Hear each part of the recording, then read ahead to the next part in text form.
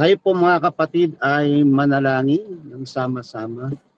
Aming Ama na nasa langit, Diyos na lumikha ng langit at lupa, ang Diyos na tumawag sa amin, pumili sa amin, humirang at nagtalaga sa amin. Bagamat sa oras nito kami po ay nasa iba't ibang dako ng mundo, subalit naniniwala kami, O Diyos, sa iisang Diyos.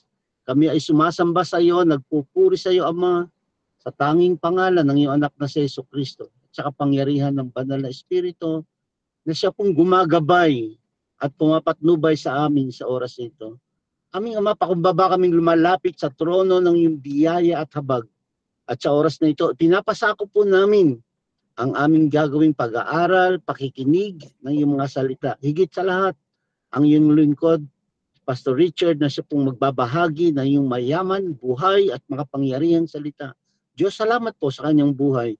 Patuloy na ang katalinuhan at ang karunungan na nagmumula sa iyo ang mangibabaw, O Diyos, at ang kapangyarihan ng Banal na Espiritu ang siyang manguna po sa aming kalagitnaan sa oras nito. Diyos, maraming salamat po. Bagamat marahil ang iba sa amin ay pagod, Panginoon, sa maghapong trabaho, subalit sa oras nito, we want to entrust to you our life, O God. Nais po namin ialay sa iyo ang oras na ito sa pakikinig at pag-aaral na iyong mayamang salita.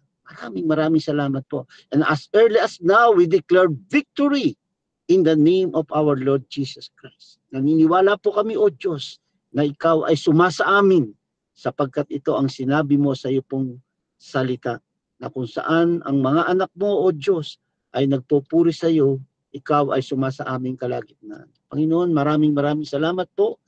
Maraming salamat din po sa aming mentor, Pastor William Chua, O God. Thank you sa kanyang buhay at sa lahat ng mga anak mo, lahat ng mga lingkod mo na kasama namin sa gabing ito. Diyos, naniniwala po kami na marami kaming matututuhan sapagkat ikaw, O Diyos, ang magpapakain, ang magbibigay sa amin ng iyong pumasalita. Masalamat po sa iyo namin iniaalay ang papuri, ang pagsamba, pagluwalhati at pasasalamat sa tanging pangalan po ng iyong anak na si Jesucristo at sa kapangyarihan ng Banal na Espiritu.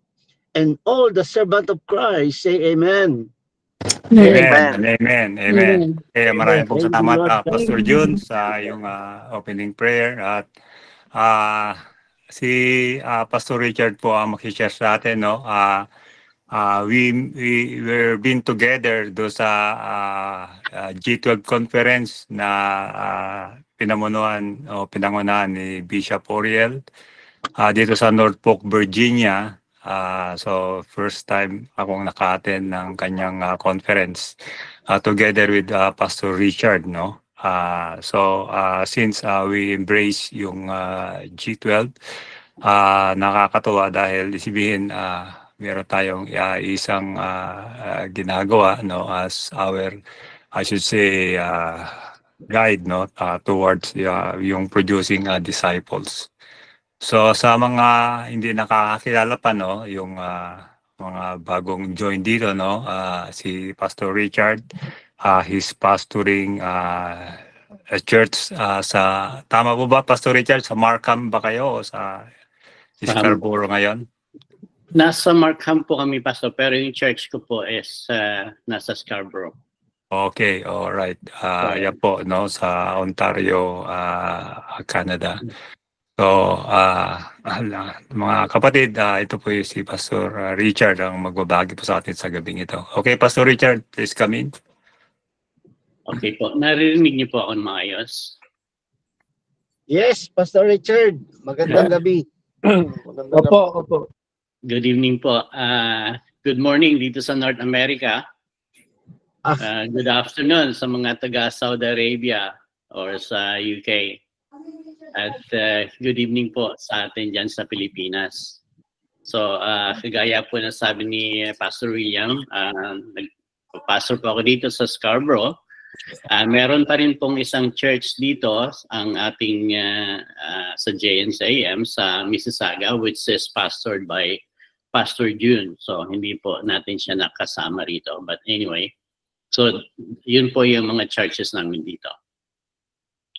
Okay po, so Ang ibabahagi ko po sa inyo ay yung God's vision for our life, no? At siguro po nung mga bata pa po tayo, we have so many questions from kung bakit kailangan mag-drink tayo ng milk, kung bakit tayo hindi nakakain ng solid food like our parents. Bakit kailangan matulog tayong maaga, or why can't we stay late at night? Nung dumating po tayo sa elementary hanggang high school and then nag-college tayo, we have so many questions and some of them are very complex. No? And hindi po nasasagot yung mga questions, but yung ating pong mga katanungan na yon ay hindi rin po nasasagot. We don't say any satisfying answers sa ating mga katanungan. And yung mga unanswered questions na ating tinaas ay hindi na talaga natin nasasagot. But one question that I have to raise up for everyone today is, why do we exist? And what are we doing here? Ano bang ginagawa natin dito? What are we trying to accomplish? Ano ba yung purpose ng life natin? And today, I would like us to learn things about things na kailangan personally we can help our ministries and we can help us sa mga natitirang oras natin dito sa lupa. And today I want to talk about vision. No? Tayo po ay pumupunta sa ating mga churches every Sunday. We attend Bible studies siguro every week, or some of us are attending Bible studies many times a week. No, but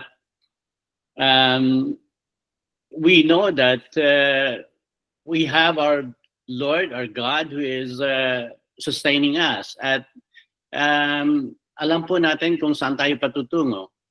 Kung minsan hindi natin alam kung anong nais nating ma-accomplish. Minsan hindi natin alam kung ano yung plano talaga ng buhay, ng God sa buhay natin. But ang importante mo na katanungan ko po sa ating lahat dito is, what is God's vision for our future? Most of the time siguro, a lot of times sa ating mga members or sa atin man mismo, mga pastors or leaders, we have lost our motivations. No? We have lost our courage.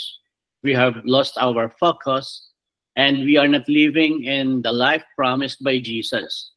Jesus promised us that He came that we may have life and that we may have it abundantly. Yun po yung pangako ng Panginoon sa atin. But we feel we are defeated, we are distracted, we are disappointed, we feel we are discouraged. And that is a feeling that we have because of the circumstances that we are going through. Ito po yung mga nangyayari po sa atin, and we cannot overcome these things unless God has given us and filled us with a vision. So kailangan meron pong vision ang Diyos po sa atin.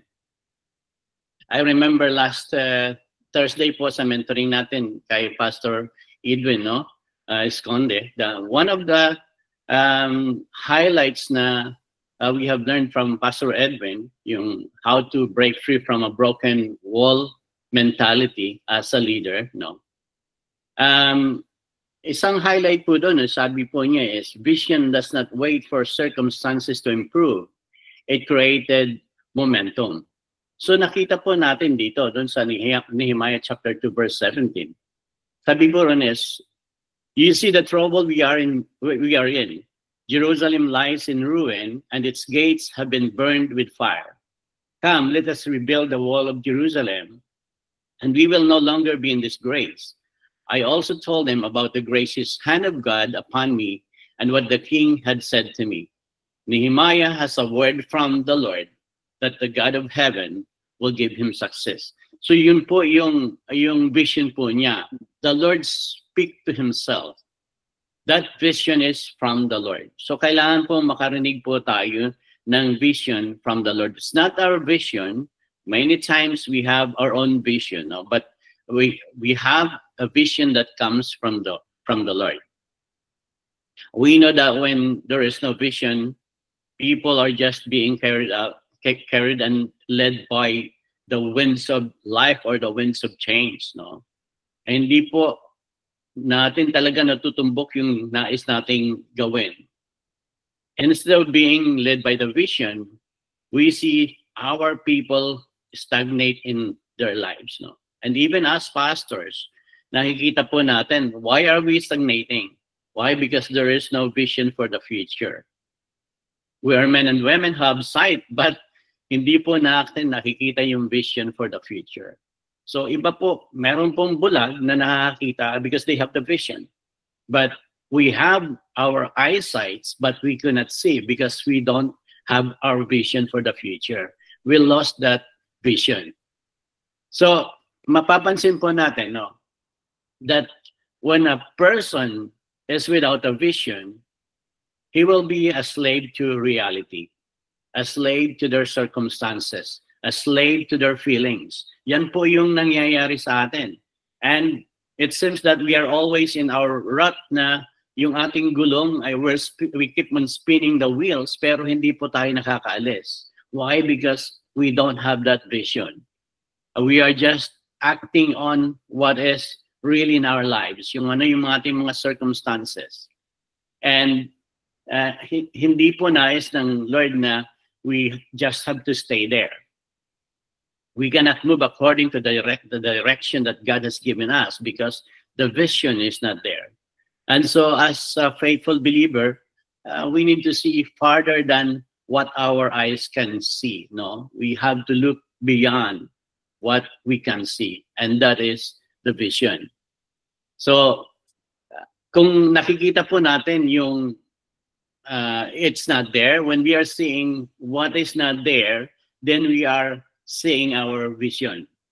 We can create exciting things into existence because we see it in the vision.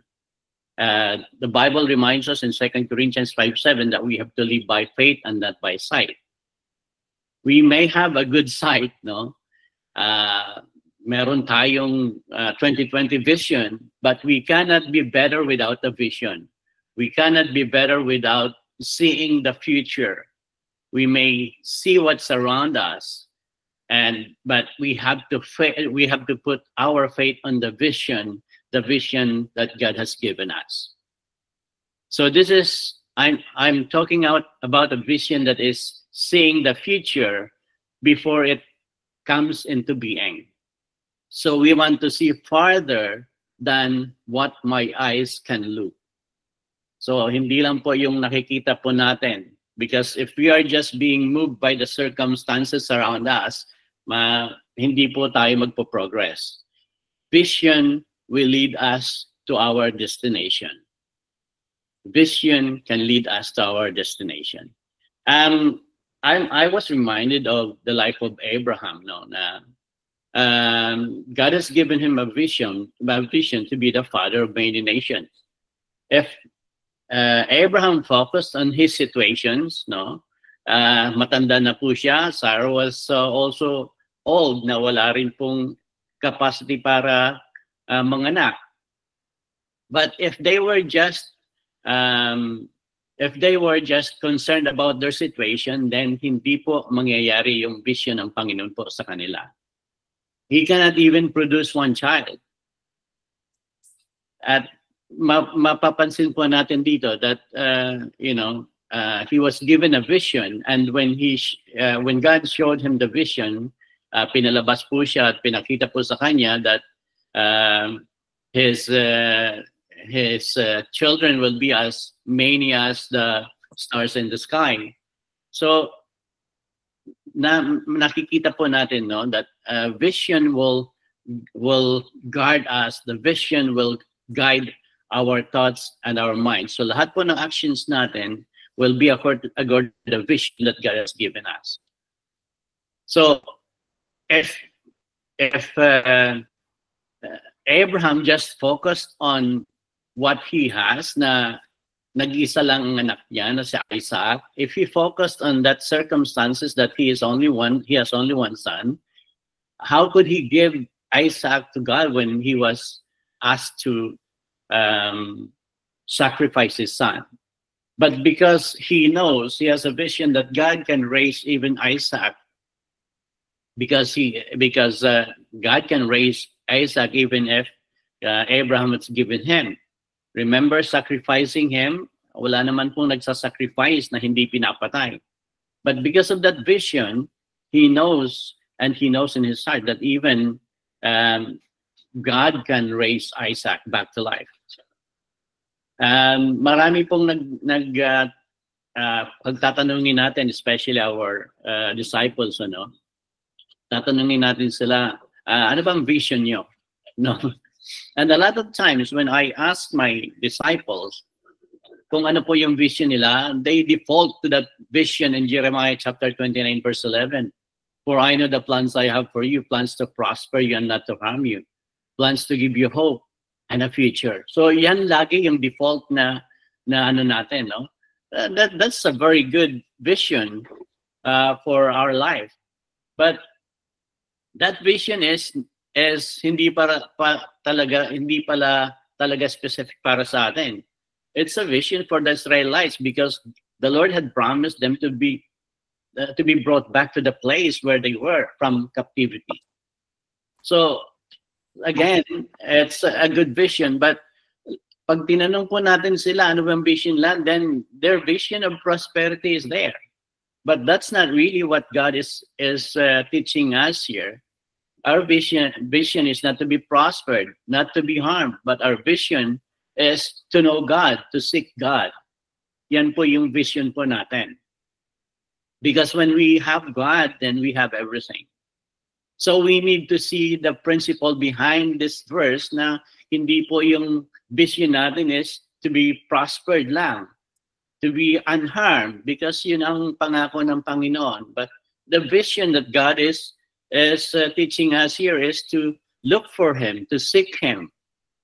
And when we seek Him, we will find Him. Yan po yung vision na binibigay sa atin ng Panginoon.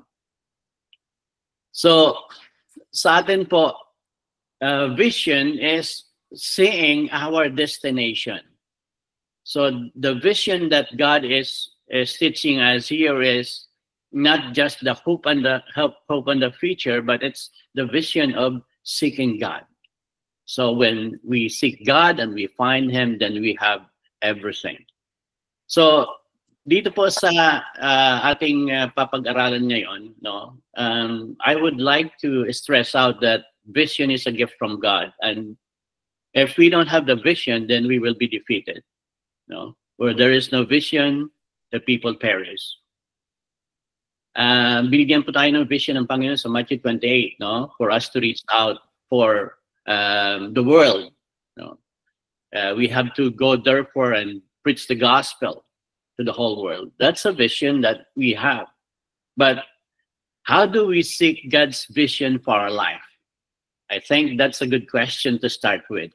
No, paano ba natin nasisik yung vision ng Diyos para sa buhay natin?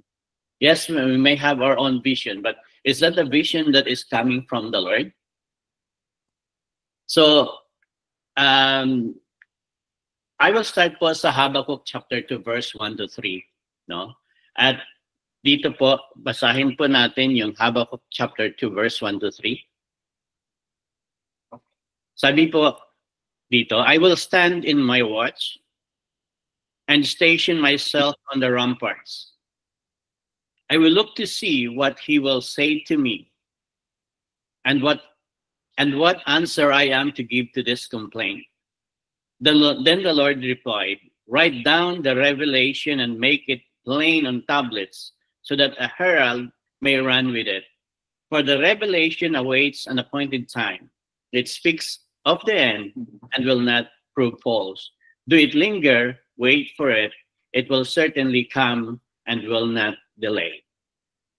So, ito po yung vision na nakita po ni Habakkuk, no? But before we understand this vision, let's look at the life of Habakkuk. Ano po ba yung buhay po ni Habakkuk, no? We remember po that he is an exile, and seeing that there is so much wickedness by the Babylonians, no? And so he was so tired of seeing the wickedness na nangyayari po sa mga Israelites. Remember, dito po, God used the Babylonians to punish the Israelites. Remember King Nebuchadnezzar, he attacked the Israelites and killed his kings and princesses. And the worst thing is that he carried into exile almost all the best young people of Israel. No? So Nebuchadnezzar drained Israel of his prince and princesses and even his tools para makabalik po sa power ng Israel. So there are questions that Habakkuk raised sa Panginoon. Ang una po sa chapter 1, when you go back to chapter 1, ang question po niya is, why is it that Judah is not being punished? Bakit hindi pinarurusahan ang Judah? Because Habakkuk here, he is troubled. Ang sabi po niya, ang tanong po niya, how long must I call for help? But the Lord refused to listen. Hindi po nakikinig sa kanya ang Panginoon. The Lord was silent. And here, Habakkuk's prayer is about what he is saying, the terrible violence that Judah is doing to the people. And his questions is, why is it that there is too much violence in the land? And his questions were unanswered by the Lord. The Lord was silent. Mapapansin po natin dito that the sins of Judah is so much. There is so much distraction. There is so much violence. There is so much arguing and so much of fighting. And there is so much injustice everywhere. So what do you make of all these things, God? Why is it that I've been seeing all these things and it seems that you are not being moved by my prayer? So yan po yung nakikita ko kay Habakkuk. No, he has so much questions that are unanswered. But later on, we saw here that the Lord answered him that Judah will be punished. And the Lord had told him, you will be amazed by what I will do. Why? Because the punishment that came to Judah is not coming from source na it's unheard of. So makikita po natin dito that the Babylonians will be used by God to punish Judah. So the soldiers, the Babylonian soldiers, God will send the soldiers to punish them, to chasten them. But it's not only the soldiers that are strange, but the severity of the punishment that these soldiers will do. So mapapansin po natin dito that the Bible tells us that these warriors were notorious for their cruelty. They are really cruel, no? They are not just ordinary soldiers. They were like swift leopards. They were like fierce wolves. They were like devouring eagles. So napapansin po natin dito that yung punishment po sa kanila is severe. No? And this is the reason why God warned him that Habakkuk, you will be surprised. You will be mag-iisip ka kung bakit ko gagawin ito. The second questions that Habakkuk raised to God is, will the Babylonians be punished? So his first question is, will Judah be punished? And now the Babylonians will be punished. Why? Why is it that God used the Babylonians to punish Judah when Babylon is more wicked than Judah? Bakit kailangan these people are more wicked and you're punishing Judah? Sometimes magtatanong tayo, no? Lord, bakit I am being punished more than what these people are being punished? No? Kino-compare natin yung punishment natin sa punishment ng iba. And sometimes even cruel people would punish us. God would use these people to punish us, to chastise us. So wala yung mga katanungan pong ito. Ang nais malaman po ni Habakkuk. And this is the reason why, sabi po niya, if I'm not hearing a vision from the Lord, this is what I will do. Kaya sabi po niya sa verse 1 ng chapter 2, I will stand my watch and set myself on the rampart. If you think about the rampart, no, it symbolizes divine protection. It symbolizes security and spiritual strength from the Lord. When we obey the Lord, yun po yung nakukuha natin. So sabi po niya, I will stand my watch and set myself on the rampart and watch to see what he will say me and what I will answer when I am corrected. So sabi po niya, and watch to see what he will say to me. So meaning to say, here, Habakkuk would like to hear from God before he can even call it his vision. So hindi po ito vision po natin. It's a vision that is coming from the Lord. See, he would like to hear the Lord. He would like to listen to what the Lord will tell him.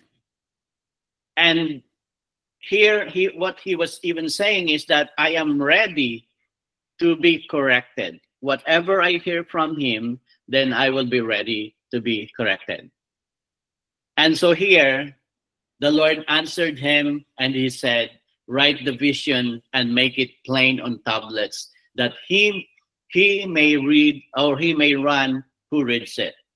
So meaning to say, as a leader po sa ating mga churches, as a pastor, the vision that God has given us is not just for us. But we have to make that vision known sa atin po mga disciples so that they can run for those who reads it. So the vision that God is giving us ay hindi lang po sa atin, but it's for the church. And I will speak more of that later on. No? So ano pong ginawa ni Habakkuk? So ano pong ginawa niya? He waited on God and he set himself on a rampart. No, remember na if you have seen a broken wall, no? Excuse me. Ang rampart po is like a wall. It's a wall that protects the city. Kagaya in terms of the walls in Jerusalem, but sa taas po ng top of that wall, you can walk on that wall, and that's the rampart. Meaning to say, when you're seated on that rampart, you will be able to see the enemies. No, nasa taas ka ng tower. And this is what Habakkuk did. He set himself on the rampart that he will be able to see not just the enemies, but even he would be able to see and listen what the Lord would tell him. So he waited on God. And he did this intentionally. So it was his intention really to listen to God, to hear what God has to tell him. So ang ginawa po ni Habakkuk when he heard from God, then he write it on a tablet. Sabi po doon, it has to be large, it has to be clear letters, it has to be big enough so that everyone can see it, that those who will read it will run with that vision.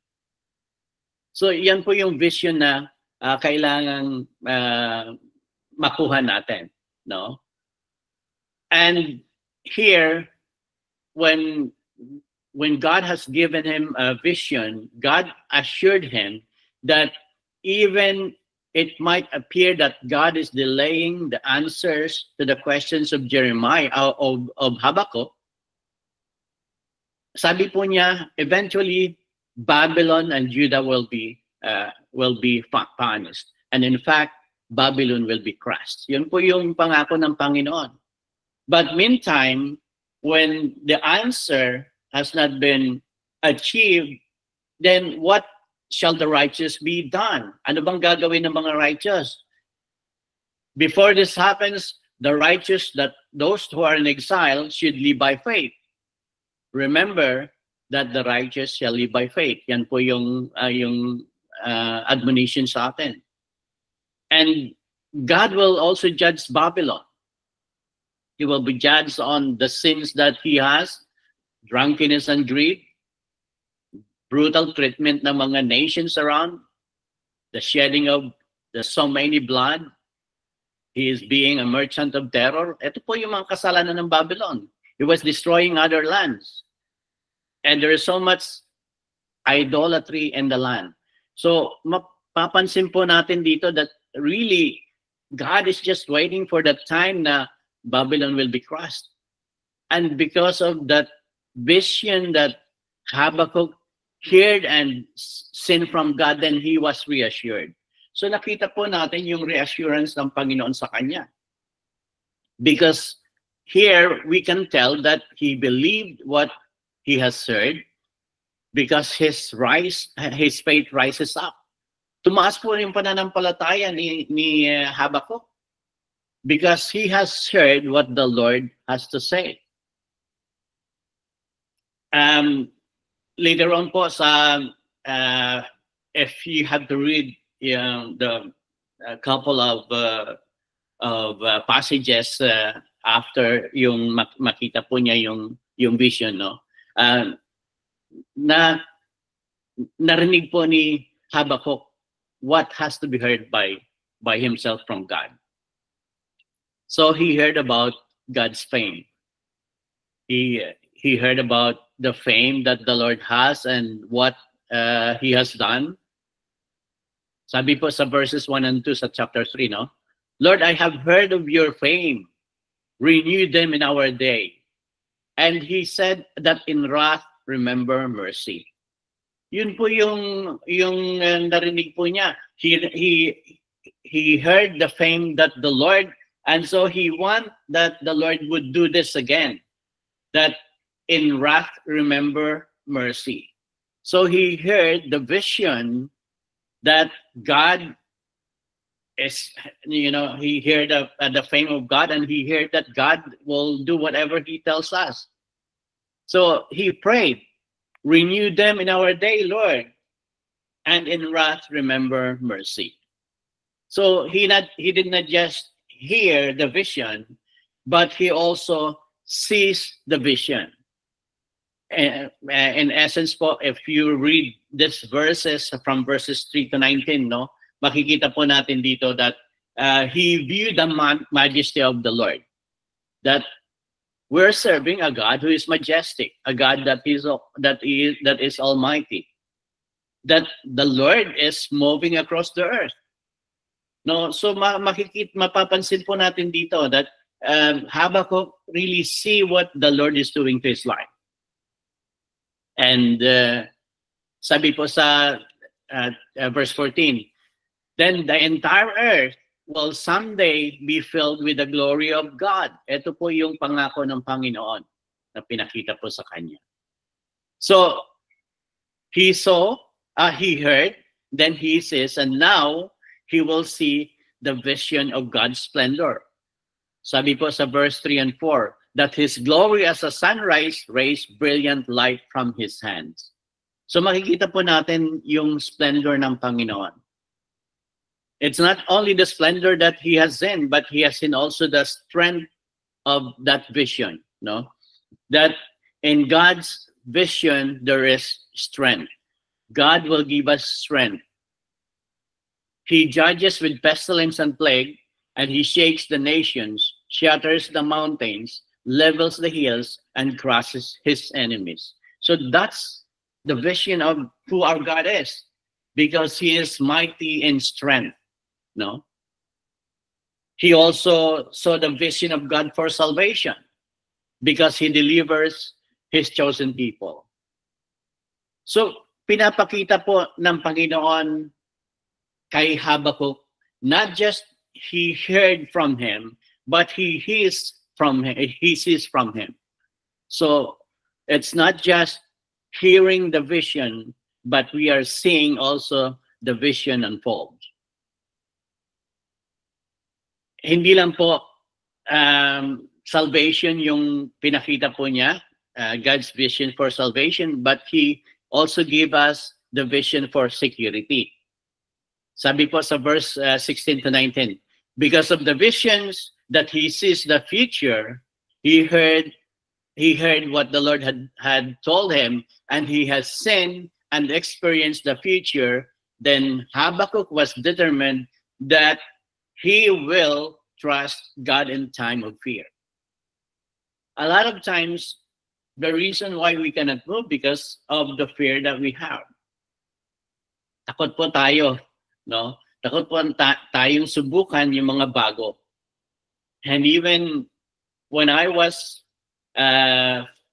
new in the vision, takot po ako. Takot po akong mag-fail.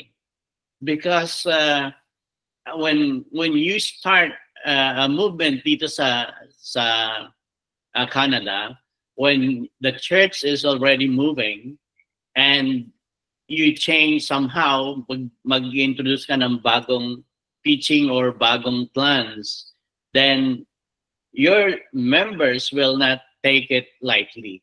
So a lot of the members will leave because they are comfortable on how the church is moving.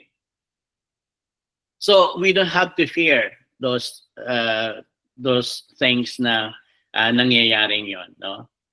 Because God will comfort us. And so in times of fear, just trust God. Kaya sabi po niya, I will wait patiently for the day of calamity to come and the nation invading us. That's trust in God when you're fearful. So hindi lang po yung vision niya for security to trust God in time of fear, but to trust God in time of famine. Sabi po sa verse 17 to 19, no? The fig tree does not bud, and there are no grapes on the vines. Do the olive crops fails, and the fields produce no food? Do there are no sheep in the pen, and no cattle in the stalls? Yet I will rejoice in the Lord.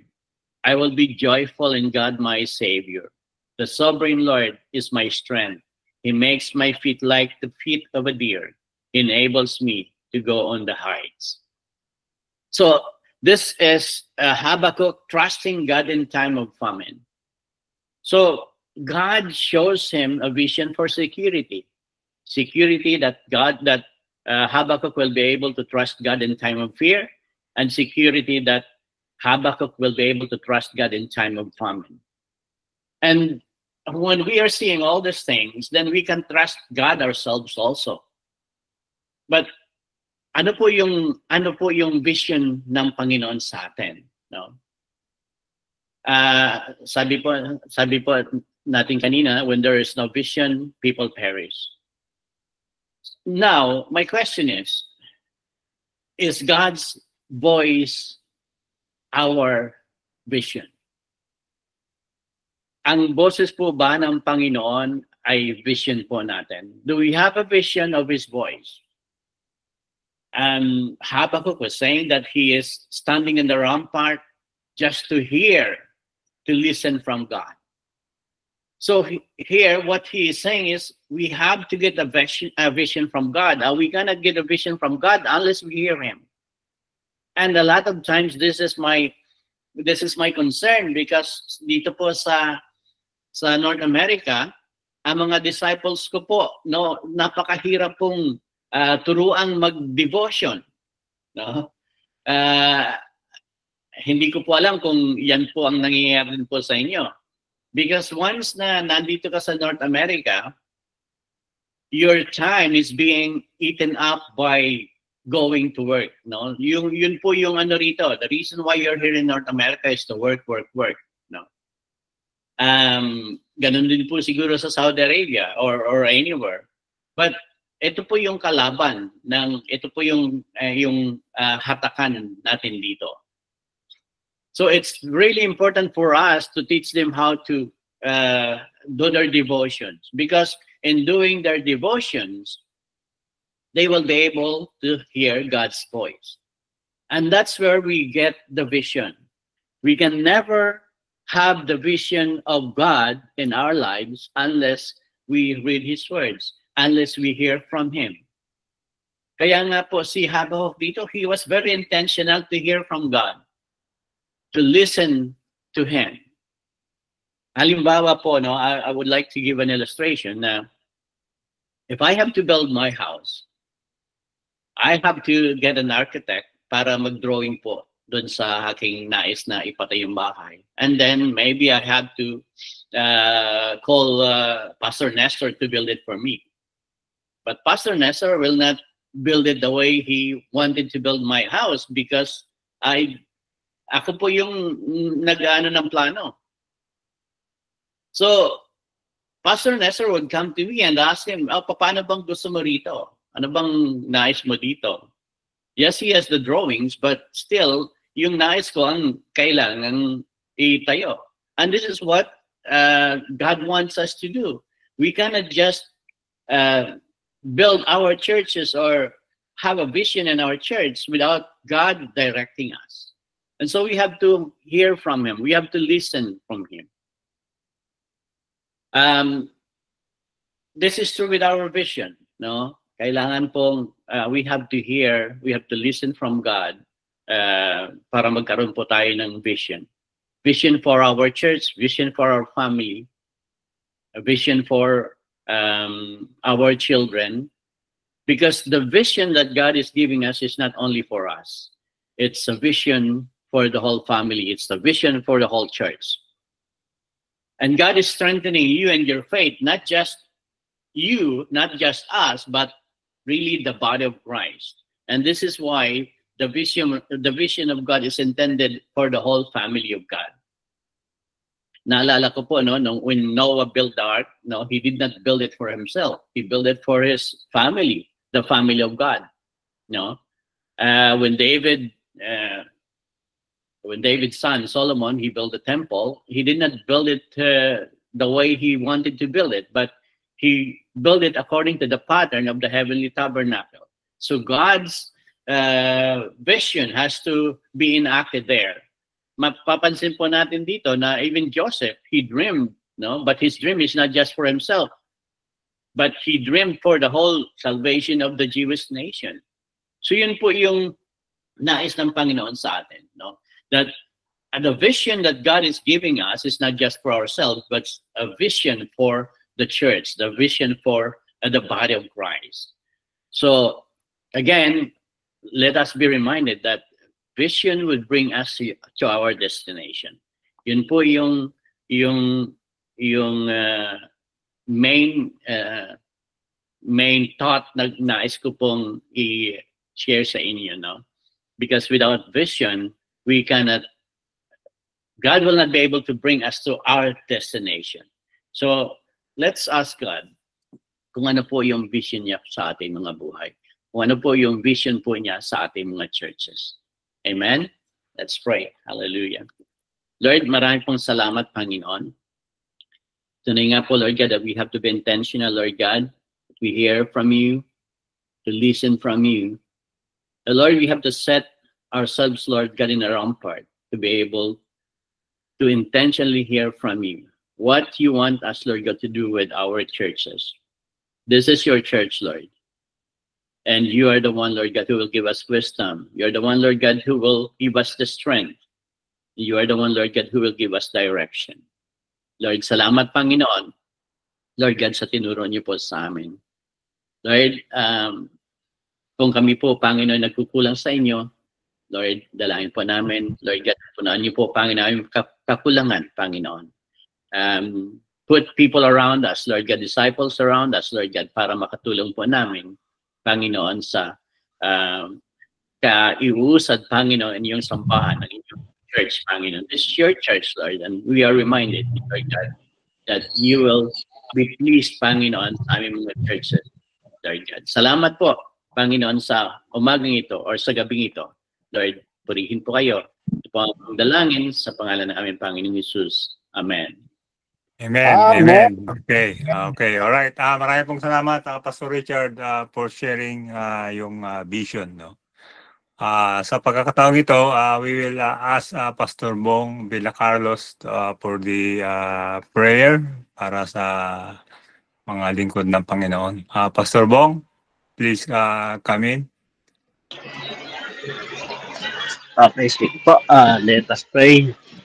Hallelujah. Maraming banal Diyos sa buhay. Diyos na pinakamakapangyarihan sa lahat. Diyos na hindi nagbabago noon yung nagpaalaman. Lord, muli maraming salamat po sa gabi ito na sa inyong pagtipon sa amin sa platform na ito. Patuloy niyo pong gamitin at patuloy ang mentoring na ito sa ikalalago ng inyong mga anak, Panginoon. Lord, we continue pray sa vision na ipinagkatiwala niyo sa amin. At maraming salamat, Panginoon, sa aming kapatid kay Pastor Richard na nag-share about vision. Help us to see clearly the vision that you entrust to us, O God. Hallelujah. And Lord, we claim, Panginoon, that you are with us patungo sa vision na to. Help us to give us strength to fulfill your mandate to every breath ng Panginoon. To na sinasabi sa Matthew chapter 28 that make disciple of all nations, Panginoon. Because ito po yung nais nyo sa bawat kapatid, Panginoon. Give us wisdom, knowledge, and understanding upang maisagawa ang mga bagay na nais mo ipagawa sa bawat isa. Maraming salamat. Patuloy mo pagpalain ang bawat isa. Patuloy niyo pong i-bless ang buhay. And at kayo po ang mag-provide ng lahat ng mga pangangailangan ng aming mga kapatid, Panginoon. But because hindi po madali itong task na ito, Panginoon, na pinagagawa mo sa amin. But through your help, Panginoon, you are our strength, Panginoon. Tunay nga, walang imposible sa inyo. Lahat ay posible, Lord God. Hallelujah. And Lord, I pray, Panginoon, sabi nga sa Ephesians chapter 4, to walk in unity, O God. Hallelujah. Because we are called with all loneliness, gentleness, and low suffering, bearing with one another in love, and devoting to keep unity of the Spirit in the band of peace. There is one body, one Spirit, just as you were called, in one hope of your calling, one Lord, one faith, one baptism, one God and Father of all, who is above all and through all and you in all. Maraming salamat, Panginoon, at patuloy mo po kaming gabayan. Turuan niyo po kami kung ano po yung niyo ipagawa sa amin. Sapagkat sa inyo lamang po kami nagtitiwala, Lord God. At tunay nga, you are our strength and our refuge. At kayo ang aming kasama sa bawat paglakad namin sa aming buhay spiritual, Panginoon. Lord, at ganyan din po, Panginoon, patuloy kong dinadalangin yung mga unspoken request, Panginoon, prayer request, Lord God. Alam ko, Lord, na nakatingin kayo sa aming mga puso. Walang lihim sa inyo, lahat ay hayag. Nakikita niyo ang bawat bagay, ang lahat namin mga kailangan, Panginoon. We claim lahat ng ito ay nasagot na according to your will, O God. Hallelujah. Lord, patuloy niyo po papalain ng bawat isa, patuloy niyo turuan, patuloy niyo palakasin ang buhay pananampalataya at ang vision na pinagkatiwala niyo sa amin ay malakaran namin. Help us to see clear the vision that you entrust to us. Maraming salamat, Panginoon, sa patuloy ng pagsama at gayon din, Panginoon, patuloy namin pinagkatiwala sa inyo ang lahat ng bagay sa aming buhay, sa aming mga spiritual na pamumuhay, Panginoon, sapagkat kayo lang ang aming pupurihin, sasambahin, dadakulain, luluwalhatian, Panginoon. Maraming salamat, Panginoon, at patuloy niyo po kami samahan sa mga susunod na mga linggo sa mentoring na ito. And Lord, we pray, Panginoon, na mas marami pang kaluluwa, Panginoon, na madagdag sa platform na ito at kayo ang siyang maluwalhati maitaas, Panginoon. Maraming salamat po, Ama. To you are the glory, honor, and praises in Jesus Christ's mighty name. Amen and amen. Amen. Let us continue to pray, no? Tayo pa patuloy na manalangin. Father in heaven, Lord God, we continue to come unto you. At patuloy, Panginoon Lord God, tinataas ko, Panginoon Lord God, si Pastor Nestor and company na tatawid, Panginoon Lord God, sa dagat to visit, Panginoon, yung mga brethren, yung leaders, Panginoon, sa San Teodoro, Ilunta, Mindoro. Father, we pray, Lord God, that you will grant them, Panginoon, na good weather, Lord God, sa kanila, Panginoon, pagtungo doon, Lord God, yung safety, Panginoon, ng travel, and that, Lord God, you will give them good success. At salamat muli, Panginoon, sa iyong gabay, sa iyong pag-iingat, Panginoon, sa kanila, Lord God. Even, Lord, yung patuloy na encouragement, Panginoon, sa mga kapatiran sa San Teodoro, Lord God. Salamat po, Panginoon, Lord God, for your hand upon them. And that, O Lord God, na sila nga po, O Diyos, ay patuloy, Panginoon, O Lord God, na iyong gagabayan.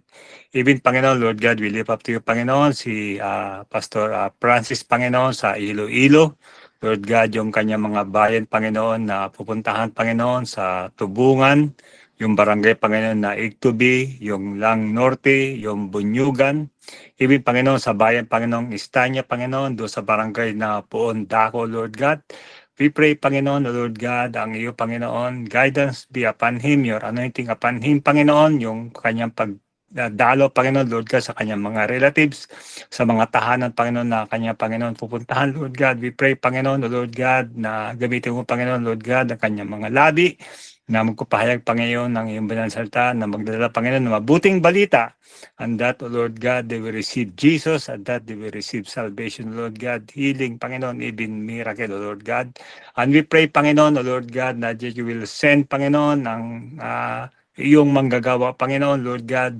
Tunay nga po, Panginoon, na sinabi mo, Panginoon, Lord God, that the Lord of harvest will send laborers, O Lord God.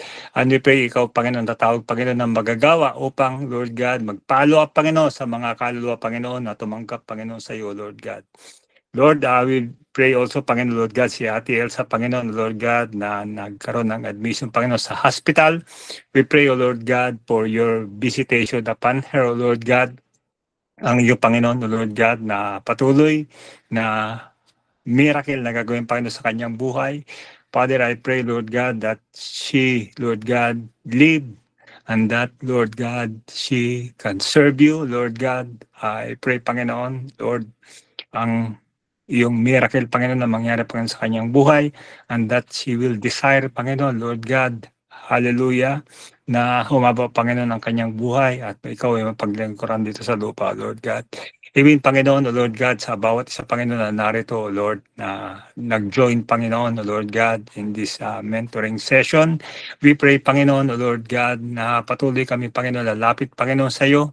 Patuloy kami, Panginoon, O Lord God, magpapakumbaba at ibubukan namin, Panginoon, ang aming mga bibig, Panginoon, upang ikaw ay pasalamatan, papurihan, O Lord God, that whenever we bless you, Lord God, whenever, Lord God, we come unto you, whenever, Panginoon, O Lord God, we seek your face, whenever we come, Lord God, in the shadow of thy wings, Panginoon, let your benefit, O Lord God, come to us, Panginoon, the forgiveness of our iniquities, the healing of our diseases, redeeming our life from destructions, and crowning us with loving kindness and tender mercies, and satisfying our mouth with good things so that our youth is renewed like the eagles. Alam namin, Panginoon, Lord God, that you are a God who is slow to anger, plenteous in mercy, Lord God. You will not always chide, neither will you keep your anger forever. You have not dealt with us after our sins, nor regarded us of our iniquities. As far as the east is from the west, so you have removed our transgression, and that there is therefore now condemnation to them which are in Christ Jesus, who walk not after the flesh, but after the Spirit, O Lord God. For where the Spirit of the Lord is, there is freedom, there is liberty, O Lord God, that we will walk, Panginoon, O Lord God, in your blessing. We will walk, Panginoon, in peace and in joy, O Lord God. At ang aming, Panginoon, O Lord God, desire is to bless you, Panginoon, O Lord God. Lord, grant us, Lord God, patuloy, Panginoon, O Lord God, na protection. Grant us, O Lord God, the strength and the wisdom, Panginoon, O Lord God. And our home, Panginoon, ay magkaroon ng kapayapaan. Nothing is missing. Nothing is lacking, nothing is broken, O Lord God, that there will be always food in our table, O Lord God, clothes in our back, and roof over our head. Panginoon, Lord God, give us, Panginoon, O Lord God, our daily bread, at masumpungan mo, Panginoon, O Lord God, na hindi kami, Panginoon, nagrereklamo kung hindi kami nagpapasalamat, that we, in everything, we give thanks, O Lord God. Now, Panginoon, Lord God, May your hands be upon us, Panginoon, to bless us. And kundi, Panginoon, lead us and guide us, and that you will give us good success, and that you will give us, Panginoon, peace, O Lord God. As we go, Panginoon, O Lord, sa aming, Panginoon, patuloy na pag-aaral, Lord, na ito nga po, Panginoon, magandap namin, Panginoon, sa aming buhay, open our understanding. Ito nga po, Panginoon, O Lord God, ay mangyari at maging totoo, Panginoon, sa aming buhay, that everyday, Panginoon, is an encounter to you. Every day is an experience to you, Lord God, na nais mo, Panginoon, that we will live and not die, and will tell the works of the Lord, O Lord God, hanggang si Jesus ay dumating at kuhanin kami, Lord God. Lord, we, Panginoon, continually, Panginoon, O Lord God, look forward, Panginoon, sa iyong mga gagawin mo, Panginoon, sa aming buhay, Lord God, and that our life will be filled with testimony, Panginoon, on how good you are, on how faithful you are, on how you are merciful, Lord God, unto your children, O Lord God. Muli, Panginoon, salamat, Panginoon, O Lord God, for your blessing, for your favor, and the victory that we have in Christ. In Jesus' name we pray. And all God's people say, Amen and Amen. Amen. Amen. Amen. Hallelujah. Amen. God bless. Amen. God bless sa lahat. Amen po, amen. God bless po. Salamat sa lahat. Salamat. God bless. Salamat po. Okay, maraming pong salamat. Thank you for joining.